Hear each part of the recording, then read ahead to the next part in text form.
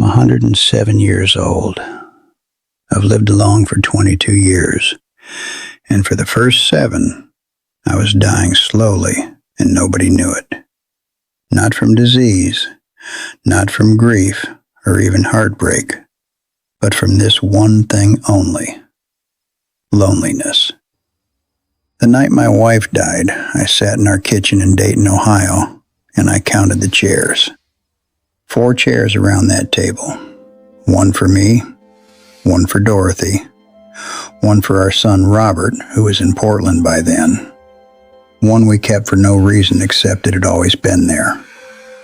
I sat until almost 3 in the morning looking at those 3 empty chairs, and something hit me I was not ready for. I was not just losing my wife. I was losing the only person who knew I took my coffee with 2 sugars and a little cream. The only person who remembered my younger brother Gerald, who drowned in Miller's Pond in the summer of 1941. When Dorothy went, she took 58 years of shared memory with her. I sat in that kitchen realizing I was not just alone. I was completely invisible. That was January 14th, 2000. I was 85 years old. I am 107 now. I want to tell you what happened in the 22 years after that night. Not the comfortable version, the real one. I am going to tell you what loneliness actually is, and how I went from a man talking to empty chairs to a man who woke up this morning glad to be alive. It took me 7 painful years. If I can save you even 3 of those years, this was worth it. My name is Harold Warren Mitchell. Born in Xenia, Ohio, June 1917. I worked 41 years as a civil engineer for the state of Ohio, mostly highway infrastructure around Dayton. I married Dorothy Ann Beaumont in 1942, 3 weeks before I shipped out to the Pacific. We had 1 son, Robert. I retired at 68, and Dorothy and I had 17 quiet years of retirement together before she passed. I have lived alone for 22 years. For the first 7, I was one of the loneliest human beings I have ever known. For the last 15, I have not been lonely at all. The difference had almost nothing to do with how many people were around me. Here is what I need you to understand first. Loneliness is not about being alone. I know that sounds like something you stitch on a pillow, but I mean it in a harder and more specific way than that. For 15 of my 22 years alone, I was not lonely. For the other 7, I was desperately, physically lonely, and I had family who called every week and neighbors who waved from their driveways. The phone rang. People showed up at Christmas. Loneliness is about whether you feel like a participant in your own life or a spectator of it. Whether each day feels like something that belongs to you or something that is happening to you while you wait for it to end. Some of you watching this are in a house full of family right now, and you are still lonely. You know exactly what I mean. Let me tell you about a man named Franklin D. Carruthers. Frank lived 3 blocks from me on Clover Street here in Dayton. We had known each other since 1971 when our boys played Little League together. Frank's wife Helen passed in March of 2003, 3 years after Dorothy. His 2 daughters called every Sunday and brought him casseroles. By anyone watching from outside, Frank was being taken care of. And every afternoon, I would see him on his porch. We would wave, we would say the usual things, then we would both go back inside. In October of 2005, Frank's daughter Susan called me. Frank had stopped eating properly. He had lost 14 pounds since Helen's funeral. He was sleeping until 11 and sitting in his recliner until he fell asleep again at night. His doctor had given him a clean bill of health. Susan could not figure out what was wrong. I walked over that Thursday. He answered the door in the same clothes he'd had on Tuesday. The television was on loud, turned up the way people do when they want to fill a room with something, anything that is not silence. We talked about nothing for a while. Then I said, "Frank, you doing okay?" He looked at me with the saddest eyes I had ever seen on a grown man. He said, "Harold, I don't know who I am anymore without Helen telling me." Frank had spent 49 years being half of something. Without that other half, he simply could not locate himself in the world. Frank died in February of 2007 at 84. The doctor listed it as congestive heart failure. That is accurate. But I sat at his funeral knowing the heart failure had started long before any medical symptom. It started the morning Frank woke up and realized he did not know how to exist as himself, only as part of a pair. Research confirms that widowhood in older men carries a dramatically higher risk of death in the first year, largely from the physiological effects of sudden isolation. Men especially, because we outsource our entire social lives to our wives without ever knowing we are doing it. The first year after Dorothy, I told myself I was fine. I performed grief correctly, accepted casseroles, told Robert every Sunday I was managing just fine. I was not managing just fine. What I was doing was treating each day like a problem to get through instead of a life to be in. I would wake at 6, eat something, watch the news because it filled an hour, and then sit waiting for the next thing, waiting for a phone call, waiting without knowing it for someone to confirm I still existed. I kept the television on almost constantly, not because I was watching, because I needed the sound of another voice in the house. I was so uncomfortable in my own presence, I could not tolerate a quiet room. That is not living. That is hiding. The morning things started to change was a Tuesday in September of 2007. I was making oatmeal and knocked the box off the counter. It went everywhere. I stood there looking at that spilled oatmeal and started to cry. Not about the oatmeal, about everything. About how Dorothy would have laughed and helped me clean it up. About the fact that no one in the world would know if I did not clean it up at all. I sat down on that kitchen floor, 92 years old, surrounded by spilled oatmeal, and asked myself a question I had been avoiding for years. Who are you, Harold Mitchell, when there is nobody watching? I did not have an answer. That scared me more than anything had scared me since the Pacific. What I figured out over the following months was this. The loneliness was not only about missing Dorothy. It was about the fact that I had never learned to be my own company. I had gone from my parents' house to the Army to a marriage without ever spending real time alone with just Harold Mitchell. At 92, I had to start. The second week of October 2007, I turned the television off at 8 in the morning and left it off until 6 in the evening. The silence was uncomfortable enough that I went to the front porch just to hear the street. But I stayed with it. By the end of that week, I noticed something. The silence was not empty. It was full of my own thoughts, my own company. I just had to get used to it.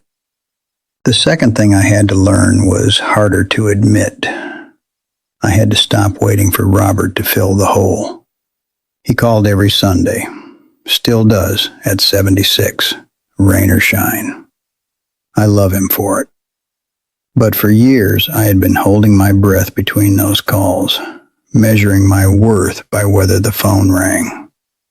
That is too much weight to put on any person who has his own life to live. A woman posted on Reddit a few years ago that after her husband of 40 years passed, she found herself counting down to her daughter's weekly call the way she used to count down to Christmas. And when the call ended, the emptiness was worse than before. That is the trap. When you make another person responsible for filling your silence, you turn their love into a burden. In the spring of 2008, I started a garden. Nothing serious. A few raised beds along the south side of the house. I had never gardened in my life. I planted the tomatoes too close together, and by July they were a tangled mess. But I had spent 3 months learning something, failing at something, caring about something outside my own grief. The garden was not the point. The caring was the point. Research from Rush University Medical Center found that adults with a strong sense of purpose were significantly less likely to develop disabilities, less likely to decline cognitively, and less likely to die. When you have something that genuinely needs you, your brain and body stay activated. Purpose is biological, not just psychological. The third thing I had to learn was how to make friends at 92 years old, which is about as uncomfortable as it sounds. Let me tell you about Walter James Ostrowski. Walter moved into number 44 Clover Street in the summer of 2009. He had just sold his house in Cincinnati after his wife of 51 years passed, and his daughter Margaret had talked him into relocating to Dayton. He was 87, a retired history teacher, and he had no interest in making friends. He told me this approximately 3 minutes into our first conversation when I walked down with a plate of brownies my granddaughter had left on my counter. I said I was his neighbor Harold. He said he appreciated the brownies, but was not looking for company.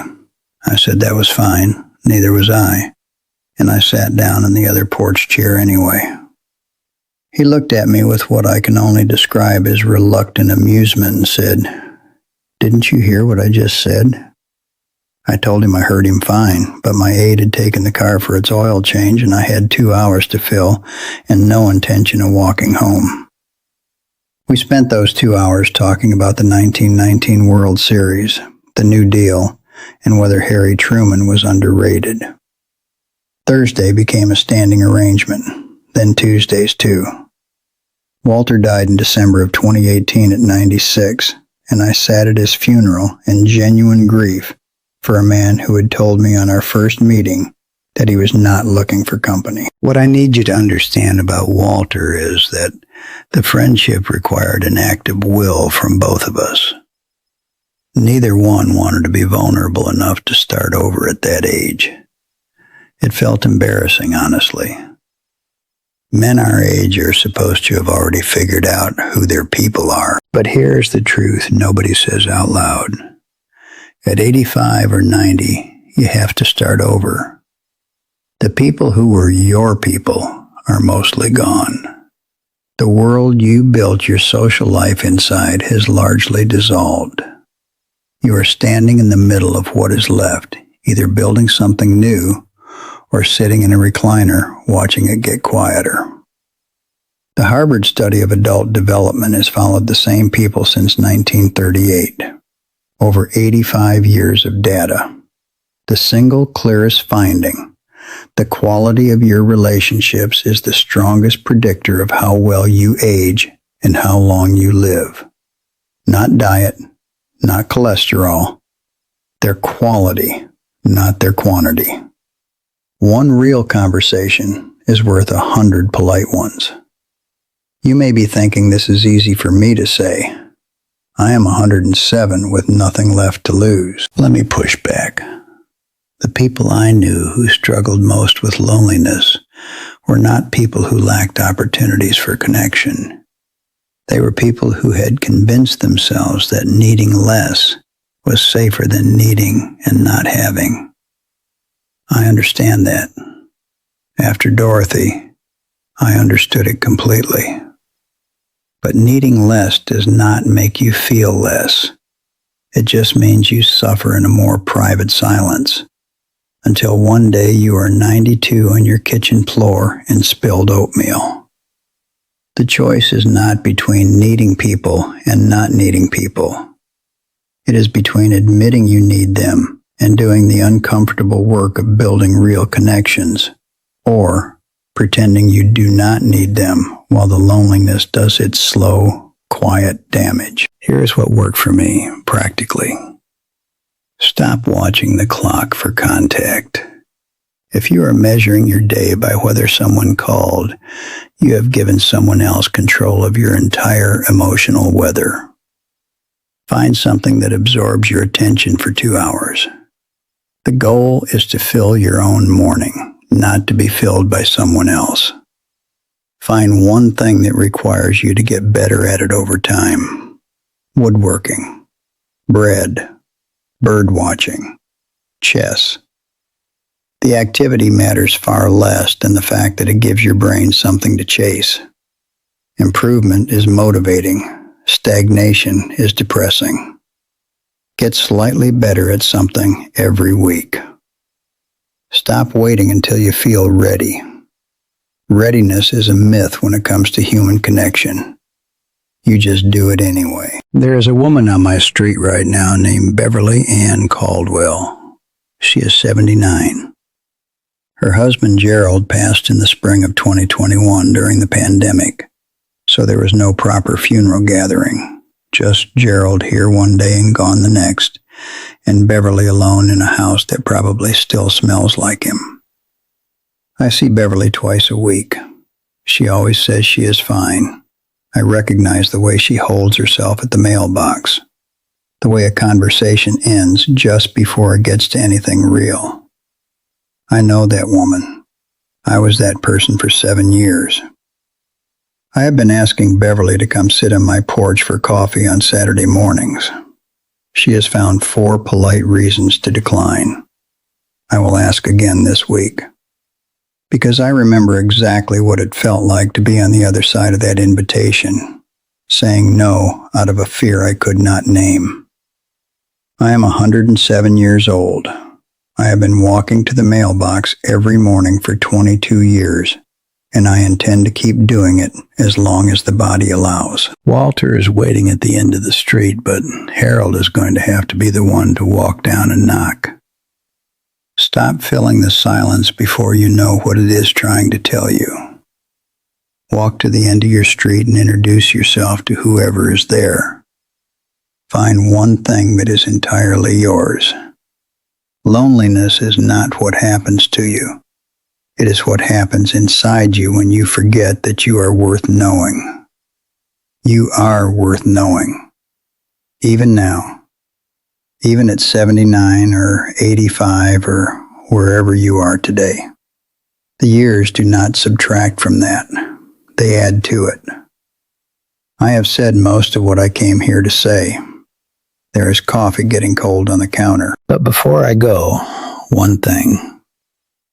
If any of this is true for you today, not true in a polite way, but true in a this is my life way, leave a comment and tell me where you are in it. Are you the person at the mailbox saying fine when you are not fine? Are you still searching for your Walter? Or have you found your way through and want to tell someone? I read every comment. At 1:07, that is about the most useful thing I can still do with a morning. And if you know someone right now sitting in a quiet house counting down to the next phone call, please share this with them. Sometimes the most powerful thing another person can do is simply name what you are feeling and say, you are not the only one. We never are. Subscribe and share if you want more. I have 107 years of things to say. Be well.